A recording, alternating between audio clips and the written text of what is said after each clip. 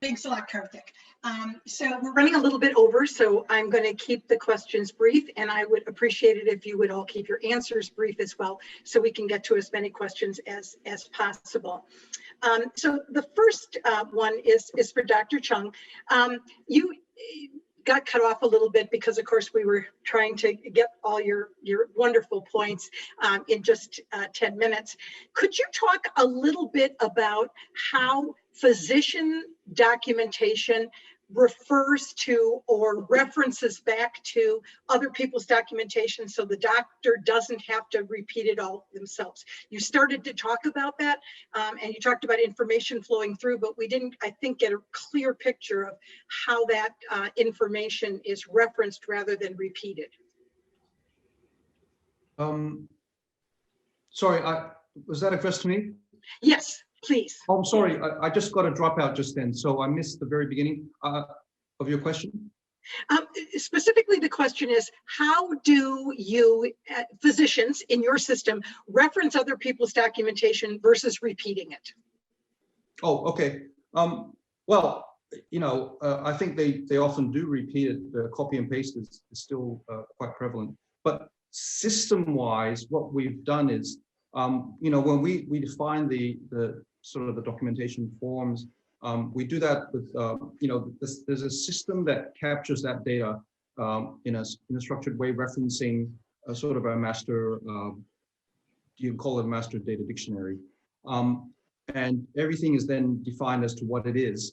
And then if it's needed in somewhere else, the system is able to just refer, you know, essentially link to that. And we actually just pull it over. When you pull it over, you depending on what it is, you can either, you know, modify it or you can just take it as it is.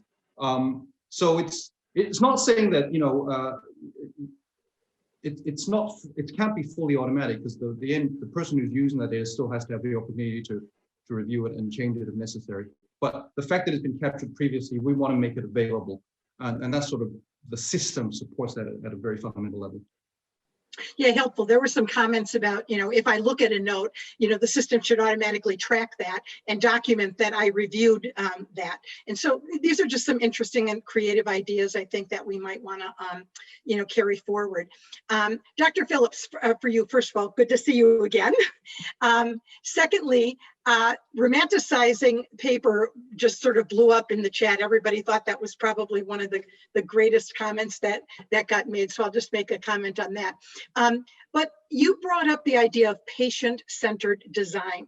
Could you spend a moment elaborating a little bit on that patient-centered design and how you're approaching that? So it's very early thinking for me, and I don't think that we particularly did that well in my previous CNO role in the organisation I was in before. But in NHSX, we have a set of core missions, which is how we're going about designing the national system. And one of my colleagues is the director of Mission 2, which is about putting patients at the heart of the design of how we do things. So really looking at different ways to put the patient more in control and leading. And I think we've seen some of that through COVID. So for instance, you know, we're using a lot of home pulse ox where patients are being well educated and then reporting their data into systems where nurses remotely through virtual wards review that data. And that's just sort of one tiny example. I just think at the heart of it, if you think about our nursing practice and, you know, Virginia Henderson's very famous quote about what we do, it is about supporting people to live their best lives and putting them in control. And I'm not sure any of us have truly ever lived and embraced that. I think there's still a sense that we somehow need to be in control. And with people, citizens so much more in control of their lives and accessing information, most of us have researched what's wrong with us before we ever get in front of our general practitioner. There probably is an opportunity, if we were bold and brave enough, to really think about how we would deal with the issues of trust to enable patients to input more information and take the lead. But it's not particularly well thought through yet. Thank you. Yeah, I was really struck by that because yesterday I had a virtual visit, and in preparation for that, I filled out this very long questionnaire as well as took my blood pressure, my height, my weight, all those kinds of things. And I was curious in my own mind, and I'm going to go back and look at my visit summary, because on virtual visits, you don't get them the day you're there, to see how much of that got quote unquote redocumented in the physician's own words as compared to just using what I entered. So this is going to be a real interesting concept, I think, going forward. Which brings up Dr. Nguyen. So yeah, you're doing some really interesting detailed work on the fire standards, and there was some interesting conversation in the chat about incremental wins on processes that we have in place today that we actually don't want to continue. Fee for service is causing the problems around prior authorization, right?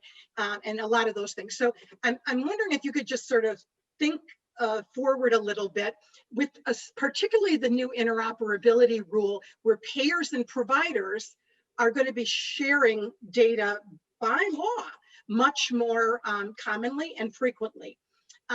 And what's the world like when interoperability actually works, and what kinds of data do you think are going to be shared between payers and providers for the purpose of serving the patient better? Sure. So I agree with putting the patient first. I do want to comment briefly on the whole document romanticization, because I've had the mantra break out of the document paradigm for a long time. Documents are certainly necessary because we know what we expect to find, but I don't think creating the document should be the first step. It's create the data that goes into that document. And that's where I think FHIR has a lot of opportunity. And as clinicians, we need to look at how we want to use that data so that we can minimize that hunting and pecking for data. And in my mind, FHIR, the notions of CDS hooks and the support of clinical decision support, and creating, I'm calling EHR 2.0 with these smart on FHIR apps that embed functionality into the EHR that may not be native, will allow us to improve our workflow processes. So back to your question, I think there's this whole notion that that Da Vinci was grounded on supporting value-based care. And however you want to diagnose or define value-based care, it does require that the data flow securely and privately to authorized groups of the providers, the payers, and the patients. And when we can make that data flow, we can do things like improve our quality measures. Certainly there's room for improving quality measures, but the notion of getting rid of prior authorization by doing things like having good measures of quality of individual practitioners and organizations in delivering care, I think that will help. And then being able to use FHIR in this notion of almost kind of a continuous utilization management. I know that's a trigger word too, but the ability for a payer to be assured and the patients to be assured that the care that's delivered is high quality care and the data that's generated is the right data, or measuring whether or not the patient is well controlled in their blood pressure and things, and doing it in a more continuous form and reaching what I hope to be that future learning health system. That's the way we get rid of things like prior authorization, because payers are concerned that we're not doing things in a consistent way. And the reality is we aren't always doing things in a consistent, high quality way. But in order to do that, we have to add those mechanisms to support clinicians in doing the right thing at the right time for the right patient. All those components have to be together. And if we can move forward on that journey, I think we can get to the point where we don't have to have the level of prior authorization we do. And the hope at Da Vinci really is to try to minimize the burden that exists today, because like I said, I can't get rid of prior authorization, but I can make it hopefully better. And I mentioned in the chat this notion of, can we collect enough data so that the payer says normally prior auth is required, but you've already done everything you need to do, so we're not going to make you do a prior auth. Yeah, and that's a win for everyone. So focusing on the outcome and not just all the steps to get to the outcome. And yes. Sorry, we're really rushing here. Dr. Roberts, I'm going to put you on the spot too. There was a lot of discussion in the chat about the tension between information entry versus information retrieval. and that sometimes it might be easy to put it in, but then it's hard to get the summary or pulling it out. Could you make a brief comment on any thoughts that you might have around that, realizing that wasn't specifically rooted in your talk, but it was something that was very intriguing in the chat? Judy, it's very true, and I'm watching the chat as well, and the conversation is still going on about that. You know, the difference between the data being in, if you and I were having that encounter right now, there's information that I need from your previous visits. How do we create, and I'm going to call it the gadget or the widget, that's an overlay to the actual document itself?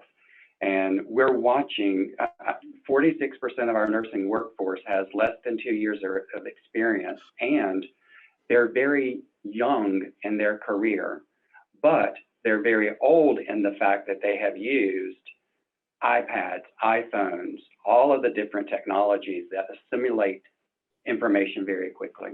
So we're looking into that. What it would be a good overlay for you to be able to collect into a tray, and wherever Kenrick went, he and I have this conversation all the time, and to anyone who's on the call who's about to be offended, mute, kill your EMRs and create this overlay for you to be able to successfully use the information in an easy way so that you have the ability to have that exchange. I'll point to Ken Schneiderman's work at the University of Maryland in the Human Computers Interaction Lab, and the work that he did with one of the live links. The contextual placement is also going to be important. So Judy, I don't know, we haven't been able to create that overlay. It's important for us to do that for the information assembly. I see Susan saying that it's important for us to generate knowledge. I would like for us to be able to do that as well, and then that knowledge becomes the core of your transitional plan of care. Thank you so much. And I wish we had so much more time to chat with you all, but I'll thank you and send it back to Karthik for the next panel.